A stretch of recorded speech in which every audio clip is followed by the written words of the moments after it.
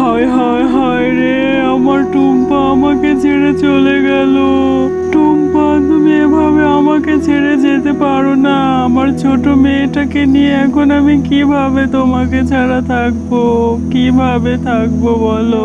আর কাঁদিস না মিচকে বাবা, চুপ কর।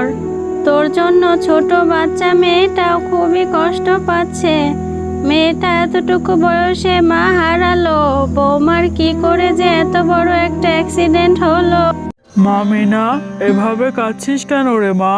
তোর মা তো নিজের ইচ্ছে করে মারা যায়নি, আল্লাহ তাআলা ওকে নিয়ে গেছে। তোর মা নেই তাতে কি হয়েছে রে মা? আমি তো আছি, তুই আর কাঁদিস না রে মা। বাবা, মা আমাকে ছেড়ে এভাবে কেন চলে গেল বাবা? আমি যে মাকে ছাড়া থাকতে পারি না। আমি এখন কার কাছে ঘুমাবো? আমাকে কে খাইয়ে দিবে বলো না বাবা, বলো। তুই আর এভাবে কাঁদিস না মা। এভাবে কাঁদতে থাকলে তোর শরীরটা খারাপ করবে। আমারও তো কাজে যেতে হবে। ঘরে আমার কাছে কোনো টাকা পয়সা নেই। চল, তোকে পাশের বাড়ির দাদুর কাছে রেখে আমি একটু কাজে বের হব মা। তারপর মিচকে শিয়াল তার ছোট মেয়ে মিনাকে নিয়ে পাশের বাড়ির বুড়িমার কাছে যায়। বুড়িমার কাছে রেখে সে কাজে বের হবে। বুড়িমা, আমার মিনাকে তোমার কাছে একটু রেখে গেলাম। আমি একটু কাজে বেরোচ্ছি।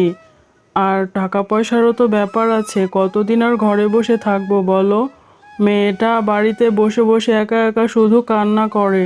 তাই ভাবলাম তোমার কাছে দিয়ে যায়, ভালো থাকবে ও। হ্যাঁ, আমিও তো তাই বলছি। এভাবে আর কতদিন আমিও মিনাকে দেখব? আমার চেনাশোনা একটা মেয়ে আছে, ওর নাম সখিনা, খুবই ভালো মেয়ে। ওকে দেখে শুনে তোর সাথে বিয়েটা দিয়ে দি। তুই যদি রাজি থাকিস তাহলে চল, আমরা কালই যাব। এরপর মিচকে শিয়াল বুড়ি মায়ের দেখা সেই সখিনাকে বিয়ে করে বাড়িতে নিয়ে আসে। আর তাতে মিনাও খুব খুশি থাকে, কারণ মিনা নতুন মা পেয়েছে। আমার তাহলে এবার দায়িত্ব পূরণ হলো। এখন থেকে আর আমাকে মিনার দেখাশোনা করতে হবে না। মিনা খুবই ভালো মেয়ে বৌমা। মিনার জন্যই তোমাকে মিচকে বিয়ে করেছে। তুমি ওকে দেখে শুনে রেখো। সখিনা, তুমি তো আমার অতীত সম্পর্কে সবকিছুই জানো। আমার মাহারা মেয়েটাকে তুমি দেখে শুনে রেখো। আমার সংসারে কোনো সুখের অভাব ছিল না, কিন্তু আল্লাহ আমার কাছ থেকে আমার বউটাকে কেড়ে নিয়েছে। তুমি মিনাকে কখনো কষ্ট দিও না। আপনি যে এসব কি বলেন না? আমি তো সব জেনে শুনে আপনাকে বিয়ে করেছি। আর আপনার মেয়েকে আমি নিজের সন্তানের মতোই ভালোবাসবো। এমনিতেও আমি বাচ্চাদেরকে খুবই ভালোবাসি। আপনি ওটা নিয়ে কখনো চিন্তা করবেন না। আপনি শুধু দেখবেন আমার কোথাও কোনো কমতি হয় কিনা। মা মিনা, মন দিয়ে পড়ো তো। অতে অজগরটি ওই আসছে তেরে, আতে আমটি আমি খাবো পেরে। ভালো মতো লেখাপড়া করে অনেক বড় মানুষ হতে হবে তো। মন দিয়ে পড়ো মা, তাড়াতাড়ি পড়ো। বাহ, দুই মামের লেখাপড়া তো দেখছি ভালোই চলছে। তো আমি তোমাকে একটা কথা বলতে এসেছিলাম বউ। আমি শহরে একটা কাজ পেয়েছি, ওখানে আমার গিয়ে কিছুদিন থাকতে হবে। তো তুমি আর মিনা কিছুদিন একা একা থাকো, তারপরে আমি চলে আসব। ঠিক আছে, তাহলে তুমি সাবধানে যেও। আর মিনাকে নিয়ে তোমার একদমই চিন্তা করতে হবে না। মিনা আমার লক্ষ্মী বাচ্চা, ওর কোনো অযত্ন হবে না। মিনা লেখাপড়ায় খুবই ভালো। ওর স্কুলের ম্যাডাম বলেছে ও এবার ফার্স্ট হয়েছে। তুমি কাজের শেষে তাড়াতাড়ি বাড়িতে চলে এসো। মা মিনা, তাড়াতাড়ি খাও মা, স্কুলের যে দেরি হয়ে যাচ্ছে। তাড়াতাড়ি স্কুলে যেতে হবে। খাওয়াটা শেষ করো। আমি বললাম আমি খাইয়ে দিই, না নিজেই খাবে? মা জানো, স্কুলের ম্যাম বলেছে আমি এবার ফার্স্ট হলে আমাকে একটা সাইকেল গিফট করবে।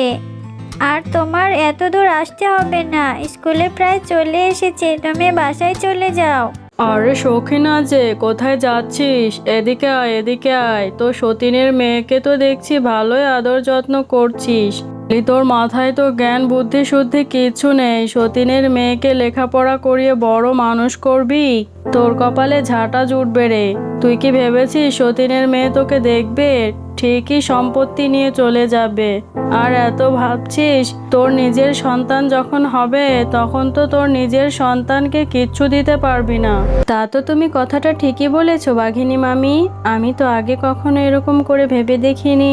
সত্যিই তো, সতীনের মেয়েকে লেখাপড়া করে বড় মানুষ করে আমার কি লাভ? বড় হলে তো আমাকে ভুলেই যাবে, আর আমার সন্তানদের ভবিষ্যৎ আমি নিজেই নষ্ট করছি। এখন থেকে ওকে আর ভালোবাসবো না। ও মামা, আজকে তুমি আমাকে পড়াতে বসবে না?